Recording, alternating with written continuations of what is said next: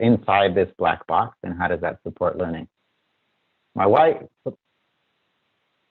recommended that I begin the talk with a question to the audience, which is, I title it as, what does learning mean? So let's think about, you have to solve a problem that you don't really know how to do, like a hard homework problem. And then you have to think, what kind of strategies do you use to actually solve that problem? She says you should type in the chat. If you want to type some answers in the chat, you can go for it. I'll see if there's anything typed. If there isn't, then no chat, I guess. Okay, empty. Well, you know, when I was an undergrad, I would ask my friends, I would look at the book, I would try to get sort of this bigger picture understanding, both in terms of the foundations, like, okay, what is this problem? Where is it coming from? Like, why is the professor asking this? What do I think I'm supposed to be doing? And I kind of try to get this sort of bigger picture understanding. And that's effectively what, now there's two chats. Yes, by asking a friend. Researching the internet didn't exist when I was younger, and breaking it down. Yeah, those are all excellent questions. And so this talk is really around the equivalent question, but now for deep learning, and say, what strategies are used to approximate functions given somewhat limited data? So the reason I have this question is not like random. I actually gave a talk at Caltech 2 years ago, and I was discussing with one of the professors there, and we were sort of, we had completely opposing philosophies about how to approach the problem. And ultimately, his philosophy boiled down to this question: what can be shown about black box learners with known basic properties? So I added the known here, but if I have a few basic properties like Lipschitz continuity or something, what can I show about these black box learners? And it really took a while. Like, I didn't quite understand the question. I'm like, whoa, this is not how I think about it. This is not how controls people think about it. But it's a good question. And I spent, I decided, you know, like, okay, this is going to be my 1 year. I'm going to think about this. Everything I read is going to be reinterpreted through this lens. But ultimately, I finally came around to revising the question, and I asked, and it ended up being, what is gained by going beyond generic black box learning? And this question ended up being generated as a function of what I was learning by trying to understand the first question. When I talk about black box learning, I'm really going to focus on deep ReLU neural networks versus what I would call a boutique neural network. This is in my research, we tend to do what I would call a boutique neural network, where we design it to have very specific structure. In controls, the ReLU would basically be a ramp, right? So there's the activation functions look like this ramp. And in the process of pondering this question and trying to answer sort of the second one, what is gained, what I discovered is that, you know, deep networks are not that mysterious at the end, and that good design follows best practice from applied mathematics. If we understand this, then what that means is that there's certain structure to these networks, and that's going to impact sort of performance to some degree. And there's certain representational choices that you want in these networks, and they're also going to influence performance. The outline of this talk is basically two parts. One part is reviewing this sort of what did you know, 2 years later and 100 papers, I'm going to explain to you how those two questions or one of those questions was answered. So the first part is more about generic black box learners, and the second one is about what you gain by abandoning generic black box learners.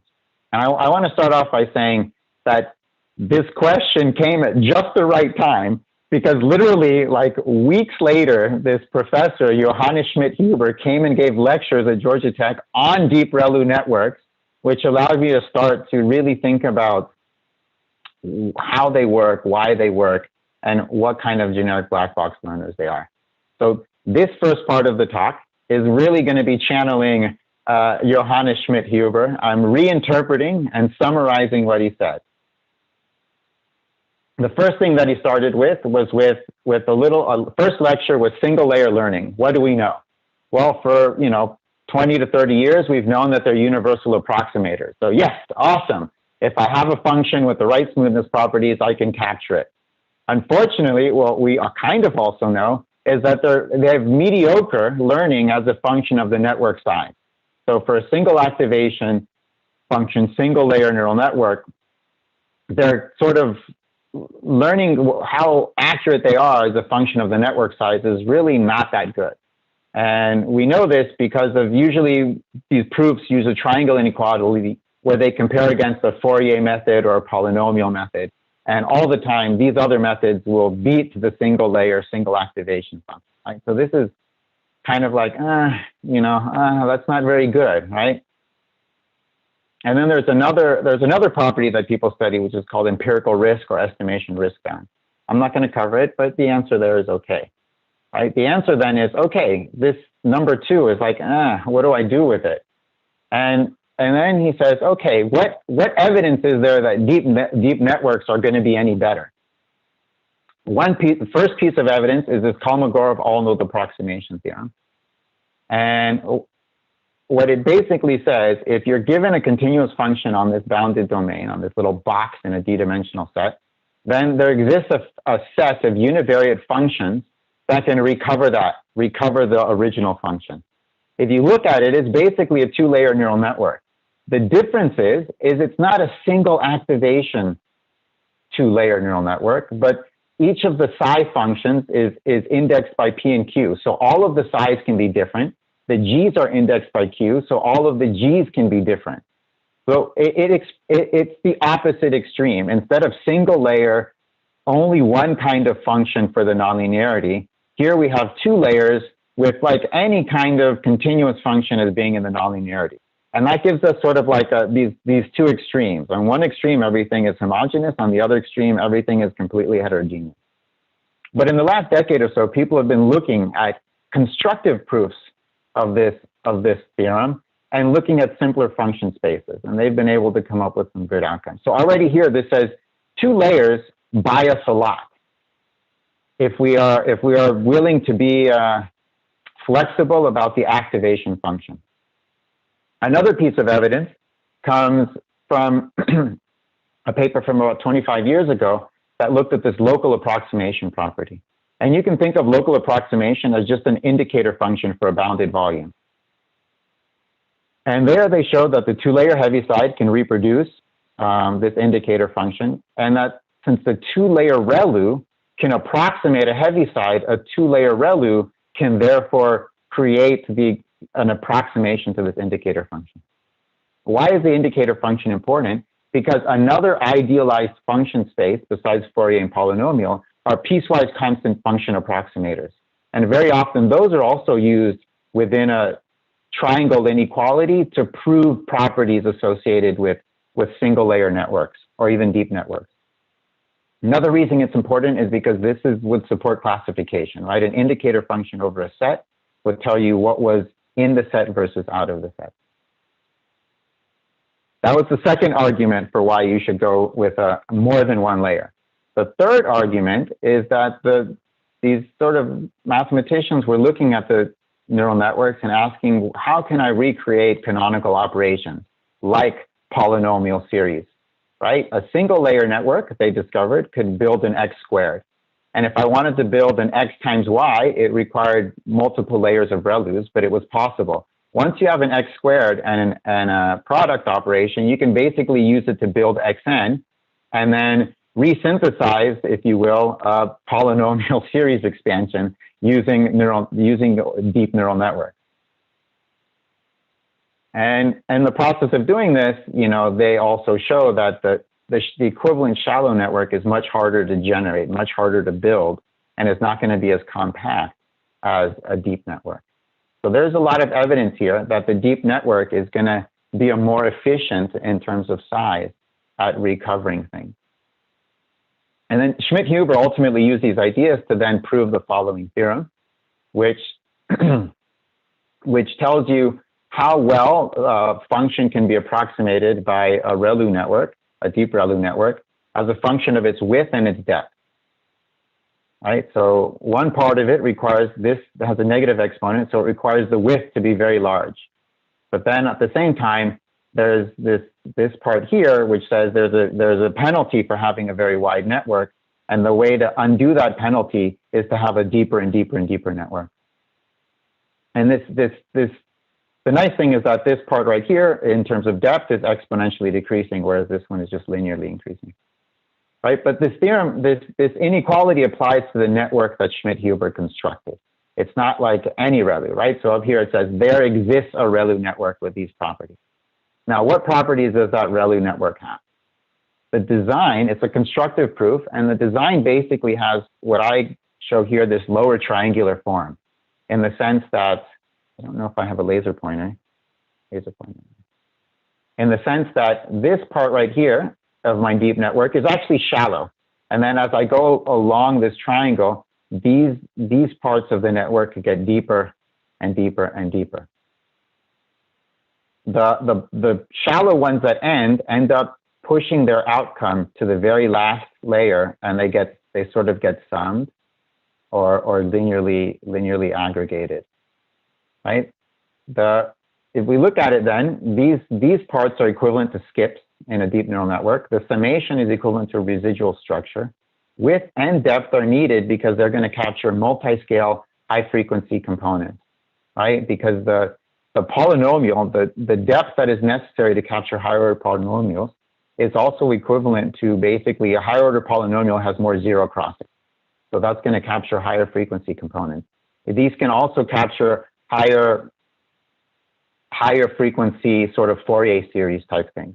And I'll show that in a minute, right? So this design is very, very particular. And in particular, it's actually quite sparse relative to how most people design their ReLU networks. I mean, basically all of these skips and residuals induce a lot of zeros, but the design, each one of these networks that comes across here, you should see that I made patterns. It sort of has blue and white, is because some of these deep networks are independent of the ones above them. They don't actually, there's not dense connectivity across the width.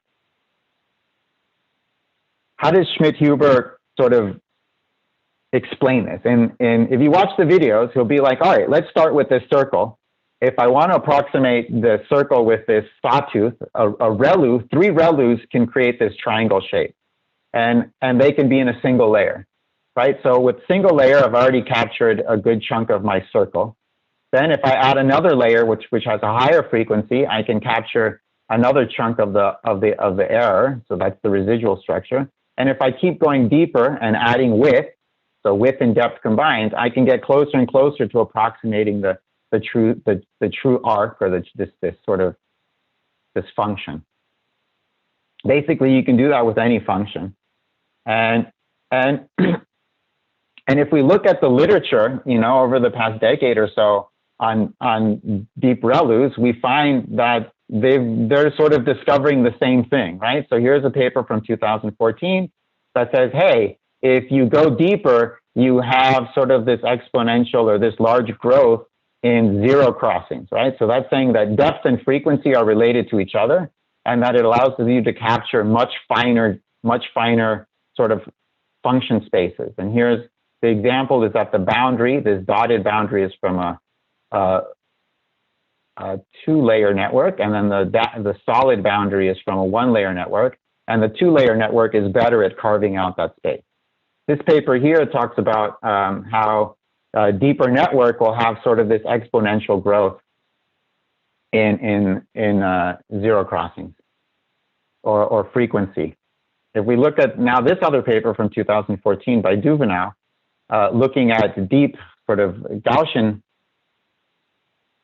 networks, the same message appears, that the more layers you have, the higher frequency the function that you're going to recover. In this case, Duvenau called it a pathology because this high frequency cannot be avoided. It ends up potentially destroying your ability to do certain things. He described that as here. If you look at the 10-layer and the 40-layer version, what you want is you want to carve out area in your space. So anywhere where you have the coloring is a very thin line, that means you have a massive amount of variation in the direction transverse to that line. which can be not good from a gradient perspective. What was his solution? His solution was to add skips, right? Which is exactly what you see in the constructive proof. Now, if you look at his network structure, it has a very different sort of skip network. It's sort of, but it has skips. Then if we go a little bit, couple years later, there's a CVPR paper talking about how residual learning with skips is essential to having good performance, right? So now this is standard practice for a fair amount of networks, is to include the residuals in the skips. But you know, Schmidt-Huber's thing also got wider, right? It got wider and wider and increased the depth. And here's, you know, from 2016, a set of papers that exactly say the same thing. Empirically, we've observed that if you have a wide component and a deep component, you're going to do better. And if you look at who cited these papers, you'll find hundreds or maybe close to 1,000 papers that are sort of effectively implementing a wide and deep network in order to do regression. Right? But Schmidt-Huber's construction is a bit more nuanced, right? Because it doesn't have just a single shallow and a single deep, but it has sort of this family that gets wider and deeper as you go. One thing that I haven't seen in the literature, but may exist, is the sparsity, right? We know sparsity is achieved through skip connections and through through having width in the network as opposed to depth. And I asked him, I was like, how come all of the designs of these networks don't look like the way you're constructing the network to generate your approximation? And he responded to me, well, you know, a lot of people will randomly initialize their network with weight. And what happens is if the ReLU is randomly initialized too far to one side of the domain of interest, then it's just going to be a zero operation, which will effectively act like a skip or an ignore. It will induce sparsity. If you move it too far to the left, it'll ignore it. It'll induce sparsity. If the ReLU is randomly initialized too far to the left of the space, then what it does is the entire space just looks like a linear operation with some bias. So that acts like a pass-through. It effectively acts like a skip, right? So even though the design wasn't there, the fact that a lot of people randomly initialize the weights accidentally creates the structure that's needed for good learning, for a good network. Another thing that sort of I came across was the fact that these ReLUs have what's called spectral bias in the learning. The low frequencies learn faster and the high frequencies learn slower, way slower, right? Like here, you can see that within the first, I don't know what this is, few thousand, the low frequencies have been learned, and it takes a long time for the high frequencies to be learned, about an order of magnitude or more time. Right, but from a controls perspective, I mean, long time ago, we abandoned global footprint basis functions because in the context of optimal control, in the context of function approximation, they're horrible. They have slow convergence properties. They interfere with each other, right? And what we tend to use is localized basis elements or orthogonalized basis elements because we know that they're going to converge fast, right? And in fact, some of the constructive ReLU DNN proofs build these kinds of localized or orthogonal approximations in order to generate the proofs. Right, so at the end of the day, if we do this black box learner recap, what I got from Schmidt-Huber, again, they have universal approximation. Yes, we love it. Learning as a function of network size, they are much better than single activation, single layer networks. So we're awesome, we love it. But Fourier and polynomial methods are still the gold standard. What that means is that they don't do as well as the gold standard, right? And in particular, if you want to optimize the learning, you may require some specific design.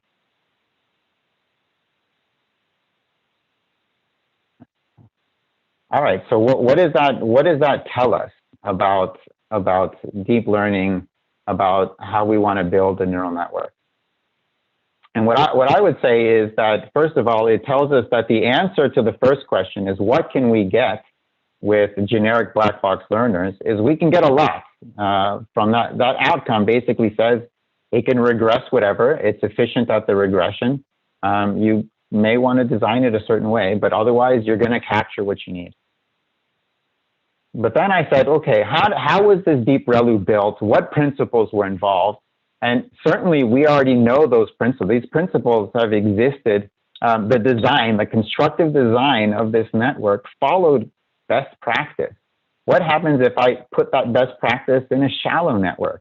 The answer, maybe I gain something.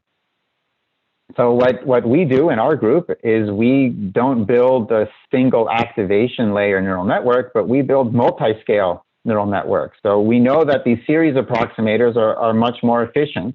They're the gold standard. So instead of having a single width, a single frequency basis function, we just generate a multiple scales. So our basis functions operate at multiple scales. And would they still stay in a single layer? They're just different function class. They live in different function spaces, or they have different representations. We also know that it's important to be semi-parametric. Why is semi-parametric important? Is because it captures the obvious relationships. We know that there's going to be some spectral properties associated with learning, that this Fourier space and how it learns is going to impact things. So if you know that you have a linear relationship or a quadratic or some low frequency, it's best to just automatically throw in that obvious relationship because you can learn it fast. It will usually be low. Usually the obvious relationship will have very few parameters and they can be learned fast. This could be some small global support network, but you don't want it to be large. You want the rest to be encoded here. And that sometimes 2 or 3 layers will be needed because composition has benefits. Composition gives us higher frequency. It sort of has this exponential growth in frequency, this growth in the ability to handle sort of complexity. And so we want that. Right? What I use is kernel machine theory. A lot of what we do is we take these best practice and we combine it with kernel machine theory, and we use approximation theory. Instead of these more modern approaches for doing asymptotics, we use approximation theory. The value of doing this is that kernel machine theory tells us how to automatically build a neural network layer based on the data, and it gives us a mechanism to rapidly estimate the coefficients from input-output data. I don't know if I should be answering the chats or not. I'm going to assume that that's at the end. Okay. Now, the outcome that we get is, in the end, is this fast, adaptive, and accurate neural network that can pretty much recover a lot of the properties of deep networks, but they're shallow. And now what I'm going to do is I'm going to cover sort of 3 examples, and in all of them, I'm going to show what you gain, right? So the deep ReLU can do the job, and I will show you at least either an example or a reference that shows that the deep ReLU can do the job.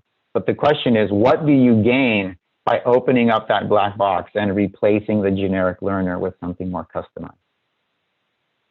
On the regression side, here's sort of the example that I have is we have this deep ReLU is trying to approximate the sine function. And from the columns, they go deeper, and the down here, it goes wider, right? And you can see that the best ones have some width and some depth. Let me close this. Okay. And they work well. Now, what's the problem is if you look at the training time is like on the order of a second. And we tried many different networks. I tried the best design, the worst design, fully connected, random. We tried so many things, and we could not get the training time down, and we could not get the MSE down at all. This is a function of the epochs. So remember, that paper that says that there's a spectral bias is that learning in a deep ReLU network is going to be slow. It's not going to capture a lot of the twists and turns as effectively. You have to run it for many, many, many, many more epochs. Right now, on the top right here is it's just a single layer kernel machine designed using our approaches, which involve approximation theory and sort of good kernel machine. And it takes 4.5 milliseconds. The MSE is 2 orders of magnitude smaller. It's not that the deep ReLU cannot get there. It's just that it takes many, many, many iterations to get to the same error. Right? So this is what do you gain? What are you leaving on the table, and what do you gain? What you gain by moving away from a generic black box learner is speed. Here's another example that has something with multiple frequencies. It's the sync. And again, you can see the red and the magenta here are what the ReLU for low epochs cannot capture the higher frequency, but does not have a problem capturing this single low frequency hump here. And again, we see that there's a benefit in terms of training time. There's a benefit in terms of execution time. And the two ReLUs that I have there, what I call good and average, is, remember, I did many examples. I made my student for 3 or 4 weeks just keep designing different ReLUs. And good is sort of the best ReLU, the equivalent to like one of the best ReLUs that we could build. And then average was sort of like what the typical ReLU would give if you just built it naively. And you can definitely see there's a difference in MSE. There's difference in size, but there's a lot of deficiencies. You lose something by going away from ReLUs. What are ReLUs good at? They have global support, right? These kernel machines, the bases with localized support, where you're missing data, they're going to quickly regress to the mean, which is 0. They're always going to drop to 0, which is problematic. But if we look at the ReLU, this plot really has the missing data, so you'll have to pretend it's just that the student generated it this way. But you can see that because of the global support, it will capture that missing relationship that goes between the empty data, right? But we know that what makes that happen is the fact that there are these non-local basis elements that are capturing trends that live at higher spatial scale. I think it's good. But if you take the same kernel machine and you just make it a multi-scale kernel machine, you can immediately get the exact same benefit of interpolation through something if that function behaves nicely through the missing information. And if you go with 3 scales here, you can actually capture it, right? In a certain sense, this is not an accident, because the cosine, or the sine, this looks like a sine. The sine is an analytic function, right? So in principle, if we have enough information about it, we should be able to recover it perfectly. And you can also use less data. This has 100 samples, and then the recovery is still pretty good. Again, the ReLU can capture it just as well as this kernel machine, but it takes many epochs. You have to run it a lot of time. And the reason is because the deep ReLU, has to both learn the appropriate basis space and then the appropriate coefficient space, right? So that's really what you lose, or what you do not gain by going with something like a generic deep ReLU, is that you have to learn all of the parameters. Whereas in a kernel machine with these localized properties says we can use the data to build the basis, and using the data to build the basis can be done very fast. It's equivalent to a set covering problem for which there are these very nice greedy methods. Then once you've built the basis, learning the coefficients is simply an inversion problem that you can do batch, you can do iterative, you can do incrementally. It doesn't, whatever your favorite method is. So the learning is fast as long as the problems are small to moderate. And small to moderate means that the process itself is something like n squared d plus n cubed, where d is the dimension of your the input space. And n itself, if you want to capture the function, the theory says that n has to scale with the dimension. So secretly in here, there's sort of like you can think of it like an OD cubed, right? The n squared d, this could be OD cubed, it's minimally OD squared. But this is the problem why small to moderate. The minute you get too big, you will effectively no longer to run things in real time. In controls, we care about real time or performance. But if you're willing to go offline, then you can actually scale this up to very large and still work well. The deep ReLU works well. It just has very different affordances. It's generic. It's meant to approximate anything, but there's a trade-off associated with how it approximates.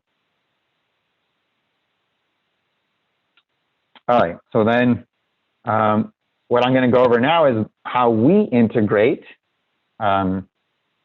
this sort of specialized kernel machine into an adaptive controller and what it buys you. So first of all, when we do control, we already have a semi-parametric model, right?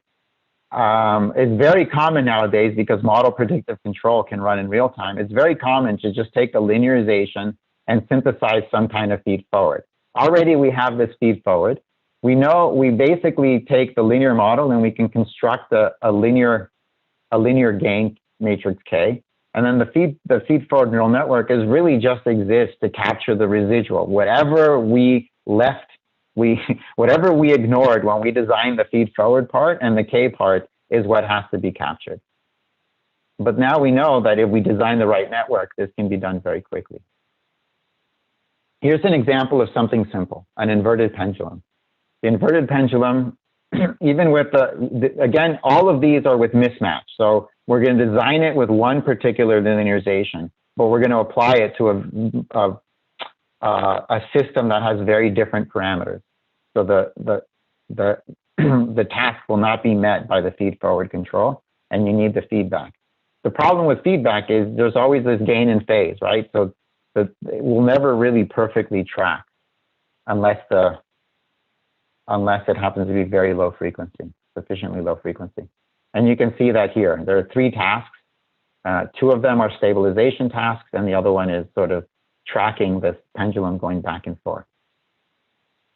But when we do this highly structured, highly targeted learning, we basically can get almost near perfect tracking of the system, and we don't see as much of the gain and phase margin. So the first cycle around, it does have a mistake, but the second and third cycles is right on point, right? And this is done, the neural network had nothing in it, and as it was running, it was building itself up and learning what was the appropriate function to correct and compensate. So this only really has 18 nodes. That's it. It's the neural network. And you can see these X's, these locations are when a basis function was added to the network. Those 18 nodes are the 18 time points and the 18 pieces of information that built the neural network. There we go. And what you gain is that you add these nodes based on the observability of the task. Convergence in the coefficient space for this network is exponential, right? So it doesn't have these weird Fourier properties where it learns some things. It's exponential. All of the, as long as you maintain observability of the task, you're going to guarantee exponential conversion. Here's another example of an inverted pendulum. This one's a little bit interesting because the inverted pendulum actually can do point-to-point quite well. So here's the baseline system, and then the one below is the adaptive system, and they both effectively do the task. But when you do something more like a trajectory, so again, this is just some sinusoid, then what you find is that this gain and phase error is gonna pop back in. But when you apply a well-designed neuroadaptive controller, you see that the gain and phase error goes away and you have good tracking. What I plot here is the phase space, and you can see that it built 45 nodes. So the design of the network as it was running, it incrementally added over the set of tasks. If we go back here, this was the first task, this was the second task, and there's a third task I'm not showing you, but it built these. So this neural network required a basis of 45 elements, one layer, 45 elements to ensure that the task could be solved. On the left-hand side, here's a paper that talks about how you can solve a similar problem with the deep ReLU. I think this was a 3-layer, maybe a 2 or 3 deep layer ReLU network with 2,000 nodes, right? And in order to solve it, it required 10 or 20 trials for a particular task, and then some offline learning, but then it was able to perfectly execute the task, right? So this is, you can do it, like I say, with the deep ReLU, with the generic black box, you can definitely do it. And the theory says it, and certainly there are papers that present it. But if you're willing to open that black box and say, I want something that maybe operates a little bit differently and is customized to my task, then you gain, what you gain is you gain online, real-time implementation, improved tracking. You gain a lot of stability guarantees. You gain a lot of things that are sort of important from a controls perspective. Here's another example, and I kind of like this one because the previous examples, the equilibrium had a non-zero input, had a 0 input, but this one is a bi-rotor. It's not a cart pendulum. It's a bi-rotor, so it's like a planar quadcopter. And if you have the wrong information, then you're not going to be able to actually generate the thrust that is necessary to achieve the task. You're going to sink down until your steady state error U cancels off in what's needed. Here we have a learning controller. The first time around, it experiences the error, but it learns. And then the second time around, it can actually perform this point-to-point relocalization task. And if we look at it, this is a 6-dimensional state space, but this particular task only required 20 nodes in the neural network in order to solve the problem. If we think about the other ones before, I think one required 18, one required 45. You're going to see that you don't necessarily see the scaling that is a function of the dimensionality of the state space, right? What you see is it's going to be a scaling that's more a function of the complexity of the task. Because in the end of the day, what you're trying to do is get this trajectory to operate well, and the neural network really needs to is going to be instantiated in a neighborhood of that trajectory. Okay, now I'm going to do barrier function estimation. Barrier functions are a way of sort of encoding safety constraints, and they're done as level set functions. Here I have depicted sort of these sets of boundaries, and then if you compute sort of the distance to the boundary, that generates a level set function here. And we can use the distance to the boundary. It's a sign distance, by the way, so interior will be negative, and the exterior will be positive. I think I put the wrong plot here, but it should definitely be negative. You can see it's negative over here. And a lot of things in controls and robotics use these level set ideas to encode safety or encode where one shouldn't go in the state space.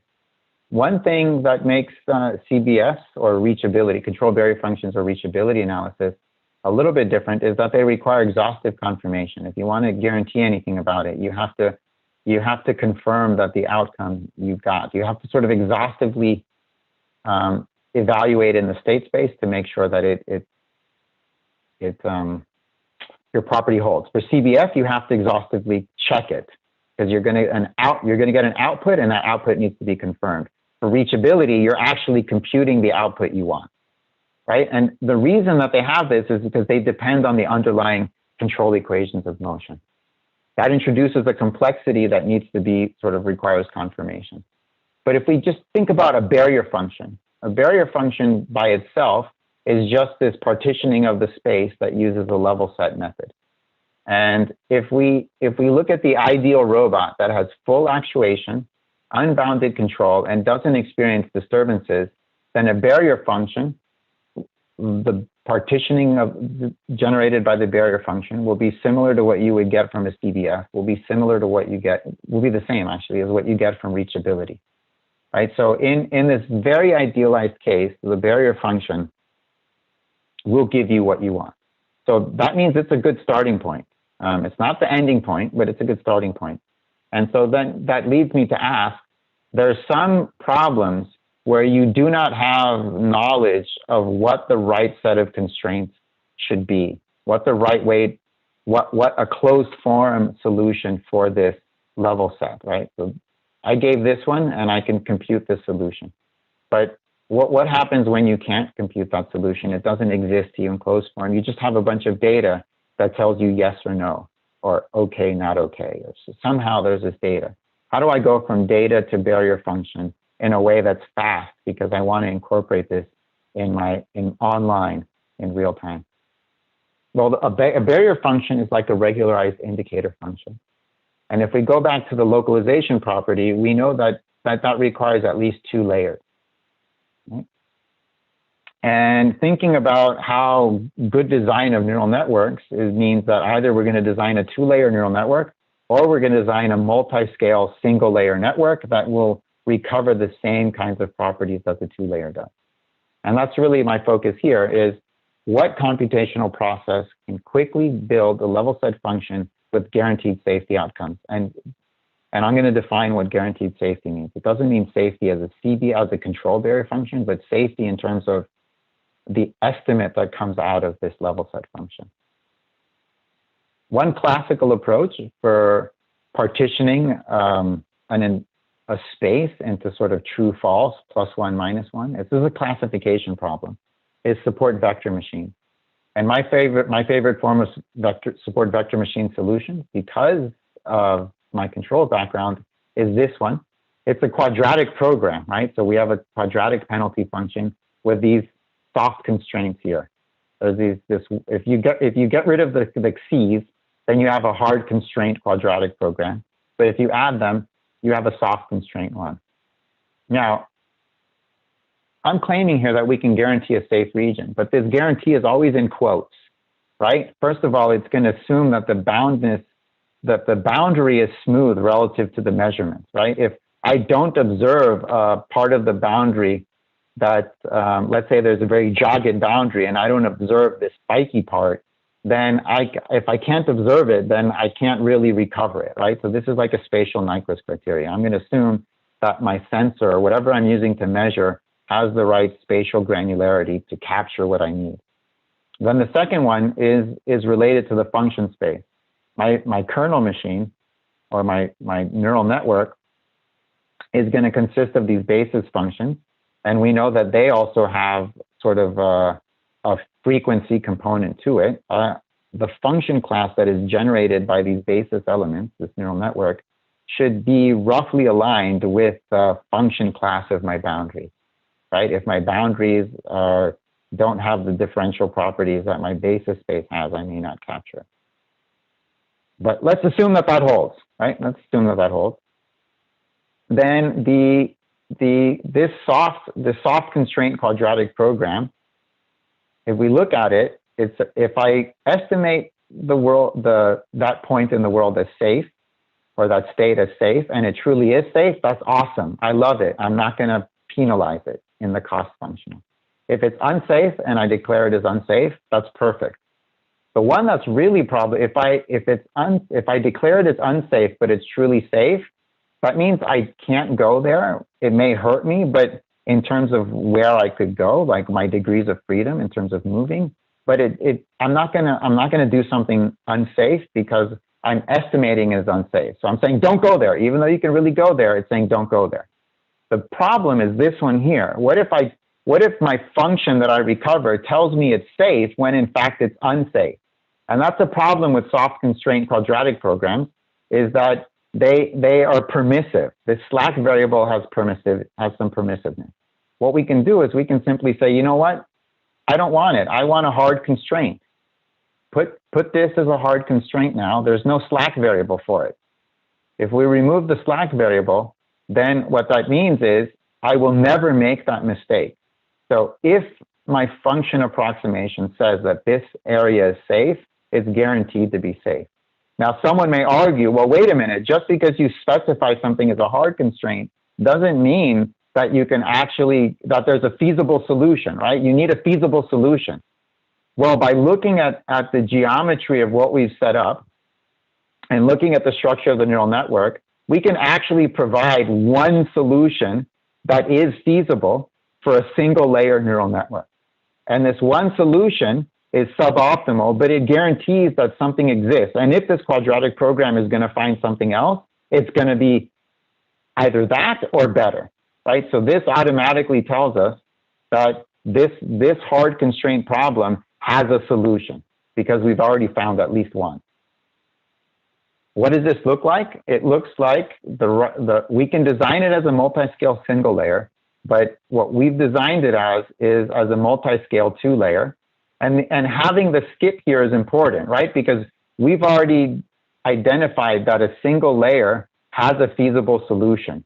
If I include this sort of skip or some kind of transmission of this node, it doesn't have to be a skip. I could take the answer here and duplicate it up here. So it's either you can do a skip or a linear cutting plane. If you have that, then what that means is you could zero out all of this part and it would still transmit the original solution. So when I create a support vector machine optimization problem using the information from the second layer to build this second layer, I'm guaranteed that at minimum, it will recover the linear cutting plane. But if it recovers something else, that will be better than the minimum cutting plane. And typically what it'll do is it will create a cutting surface. So any non-convexity in the feature space that exists that a cutting plane does not capture, well, it doesn't even have to be non-convexity. Any non-flatness, any curvature, this additional layer will sort of bulge out into the curvature in order to carve out more space and generate a much better barrier function. Right, but you'll notice here that each layer is incrementally built with its own optimization function. And then we apply this in a system that has first order full control. Oh, I got to end soon. First order full control, right? And the way we did this was in this simple two-dimensional robotic simulator, STDR. And there are two versions that I'm going to show the outcomes for. One is built using a global map, again, using this two-layer kernel machine. And another one is as we're navigating through, we're building the map. And just to show you sort of what that looks like. I don't think videos transmit well, so I'm going to skip the video. But here, the black circles and ellipses are the true boundaries. And you can see the red boundary is the one that we recover by driving around and mapping the entire world. So someone manually drove it around and mapped the entire world. And you can see that it is, in fact, doing exactly what we said it would. None of the unsafe regions are estimated as safe, but some of the safe regions are estimated as unsafe, right? This hard constraint really did what it was supposed to. It generated a slightly more conservative region, but it guaranteed that if the barrier function said it was safe, that it was going to be safe.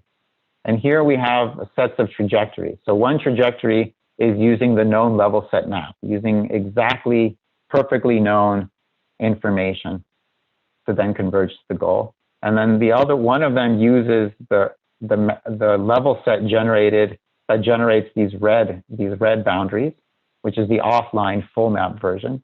And then here we have the online version, which is building the map as it goes. So it has no idea what obstacles are in its way until it sees them. If we go back, you can see here, this is the measurement radius.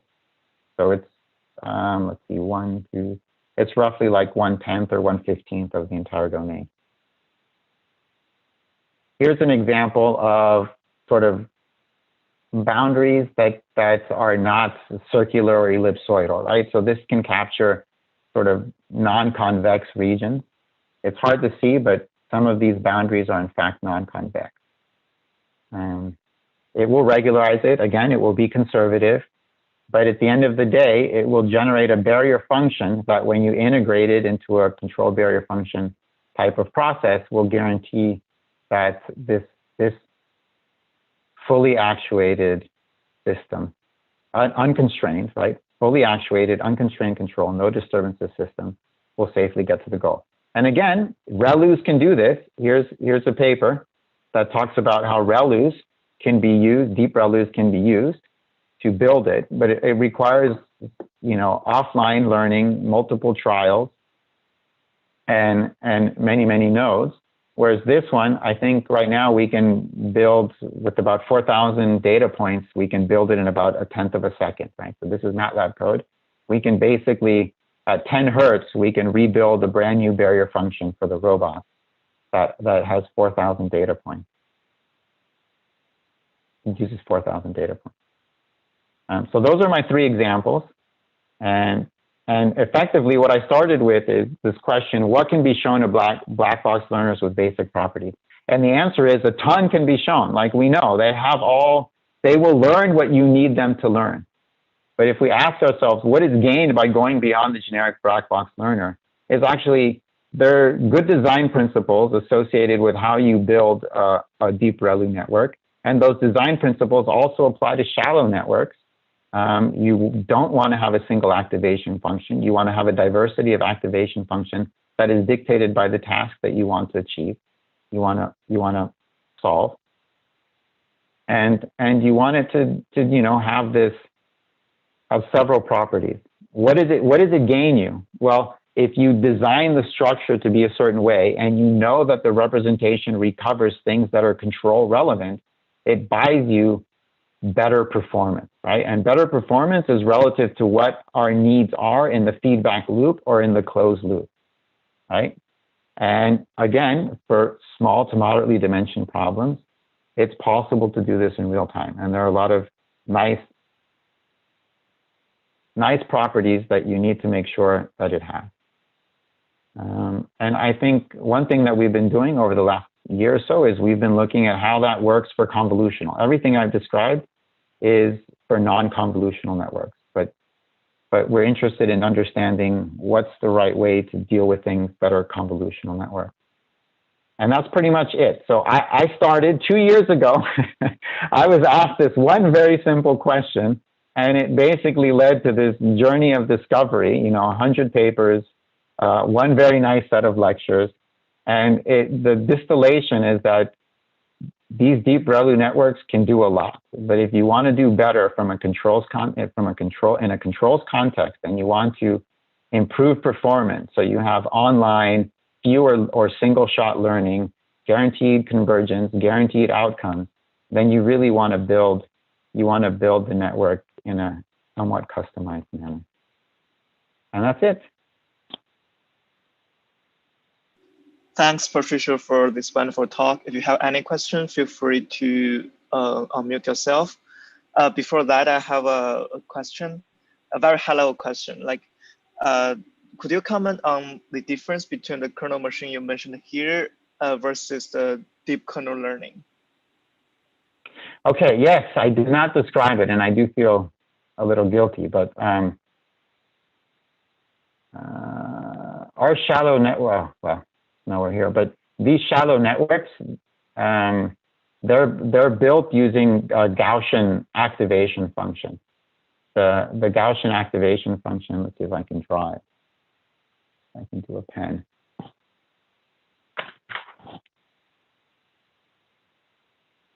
So a ReLU, oh, I can't draw, it's not letting me.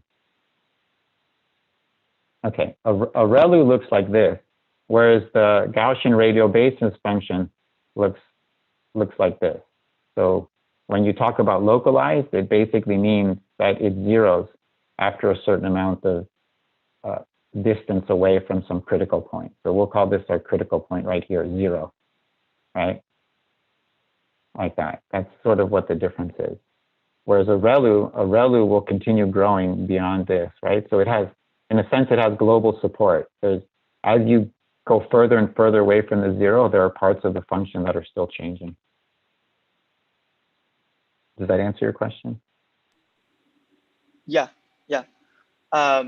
So I actually have another question regarding because Professor Daniela Ross, she presented in our seminar like 2 months ago, and she's working on a C elegant inspired neural network, like inspired from the C elegant, which allows you to have much fewer nodes to finish autonomous driving like a task. So I guess my question is, do you think we can have some inspiration from neuroscience or from like other, I mean, to design like a much more compatible neural network for like control task? I mean, you could definitely get inspiration, but at the end of the day, the notion of global support versus local support and the spectral structure of your basis functions, those are all important, right? So it's also important to look at sort of what nature is giving you. So nature may give you better basis elements or maybe better structure, right? So the neural networks that I build are designed, they're designed a very particular way, right? And it may be that her design is very particular, so it can capture certain things. One thing that may also make it look better is that I mean, the ReLU can approximate anything, right? You just have to give it enough epochs. If you don't let it run enough epochs, then it's going to look crappy. And what that kind of tells you is, let's say I were to apply these principles to try to learn with the deep ReLU here. What I would probably do is I would probably take not all of my data, but I would take 1/10 or 1/50 of my data. So take this down. This was, I think, generated with 2,000 samples. So I would go down to 40 samples that are uniformly distributed across my input space.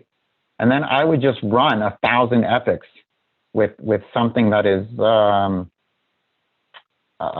forget what, 50 times smaller, right? And that'll run blazingly fast.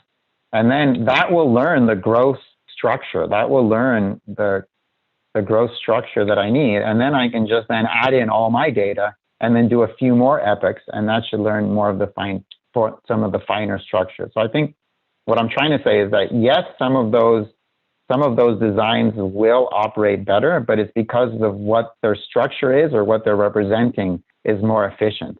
And that if you want to do the same thing with a ReLU or a deep ReLU, you can. You just have to change the way you design. Like there's parts about it that have to be non-generic, but you can do it just as well. Like I don't think there's anything special about any. From a function approximation perspective, there's nothing special. They can all regress and do the input output that you want. Thanks, I agree. Any other question? I have one quick question. Oh, go ahead. Go ahead. Okay, so here is Yasser Shukri from University of California, Irvine. My question is about the barrier function that you presented toward the end of your presentation. So my understanding is you guarantee that you will not have any misclassification, but you cannot guarantee that the function that you are learning is actually a barrier function in the sense that it will never include anything that is not safe. Is that correct? I'm not following. So you have a few samples. You have a few samples, and you can guarantee that the samples that are unsafe will be classified to be unsafe. But this doesn't guarantee that there is other points that are not presented in your samples that are unsafe that will be included in the barrier function that you are learning. Yes, I meant to include that. I forgot to say it. But what I would say is that this estimate guarantees that your data is proper. If we think about partitioning all of the unsafe areas and saying, I want all of them to be on the opposite side of my boundary. This guarantees that all of the data that you have will be on the other side of the boundary. What it doesn't guarantee is that the boundary you find is truly the safe, unsafe boundary. Now there were three things. There was the third point called like an empirical risk. Or there's another notion that isn't covered here in deep learning, which is how many samples do you need for the output to converge to the true function, right? So now, if I don't have enough samples, my decision boundary may be incorrect. But if I have more samples, my decision boundary will be more and more correct. And there's a whole other discussion around sort of the approximation efficiency as a function of data. But what I would say is I can't remember, but there's a paper called Approximation Beats Concentration. And what it says is that a lot of the more modern techniques for doing these asymptotic rate equations for how well things work use concentration inequalities. But if you look at how well they work and what the rates you're getting, they don't necessarily work better than the rates that were generated from approximation theory, which approximation theory was done like in the 70s and 80s, maybe into the 90s, right? So it's a different technique. And empirically, approximation theory also does very well. And we use approximation theory to design these things. We use the inequalities and the approximations and the errors that are induced in the network using approximation theory. So I'm going to assume that this technique is going to be more efficient. Thank you very much. But yeah, you're totally right. The boundary in the full data case, we can't guarantee that boundary is the true boundary unless we have more and more and more samples. Sure. Thank you. Okay. Since we are a bit over time, let's have the last question if we have. Maybe the question from chat. Oh, I actually have two questions. Do you mind if you can answer both, Patricio? Yeah, not a problem. Okay, the first question from Cataluna is, can there be Bayesian priors associated with the kernel method for routine planning? Bayesian priors for the kernel method. For route planning, can there be Bayesian priors associated for with route it? planning. Yeah, for route planning. Well, what I would say is the answer is most likely yes. And what I would say is that I tend to call these things kernel machines, but if you add a Bayesian prior on it, then people call it Gaussian processes. But Gaussian processes are a certain class of Bayesian priors, right? And so the answer is, for a certain type of Bayesian prior, the answer is yes. For, I don't know what kind of Bayesian prior she may be thinking of, so the answer would be maybe, but I'm not certain which one she's thinking about. Because you can also, when I talk about the semi-parametric model, you can think of that low parameter obvious parametric relationship is also acting like a prior, right? The last question from Shuyuan. In SVM example, is there guarantees on generalization of the learn function? Well, the generalization of the learn function is related to the other question that was asked, which is, you know, how can we guarantee that the boundary is valid where we don't have data? And the answer is roughly the same. Now, what I would say is we do this in a multi-scale way.